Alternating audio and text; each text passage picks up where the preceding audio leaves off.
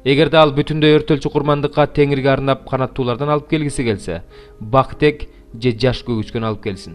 Ыйык кызмат кылуучу аны курмандык чалынуучу жайга алып келип, башын жулуп, курмандык чалынуучу жайды өрттөсүн. Канын болсо, курмандык чалынуучу жайдын капталына сыксын. Анын жемсөөсү менен жүндөрүн курмандык чалынуучу жайдын чыгыш тарабындагы гүл жаткан жерге таштасын. Анын канаттарын кайрып койсун, бирок жулуп албасын. Ыйык кызмат кылуучу аны курмандык чалынуучу жайда күйүп жаткан отундардын үстүнө коюп, өрттөп жиберсин. Бул жыты теңирге жаккан бүтүндөй өртөлчү курмандык. Экинчи бөлүм. Ким теңирге арнап нан курмандыгын алып келе турган болсо, буудай унун алып келсин. Ага зайтун майын куюп, үстүнө ладан салсын. Анан аны Аарундун уулдарына, ыйык кызмат кылуучуларга алып келсин.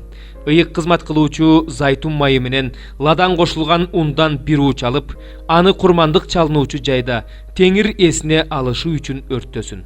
Бул жыты теңирге жаккан курмандык. Ал эми нан курмандыгынын калганы Аарунга жана анын уулдарына тиешелүү. Бул теңирге арналган курмандыктардын эң ыйыгы болот. Эгерде нан курмандыгына тандырга жабылган нан алып келсең, анда ачыткы кошулбаган, зайтун майы кошулган, буудай унунан жуурулган нан болсун. Жана зайтун майы сыйпалган, ачыткы кошулбаган нан болсун.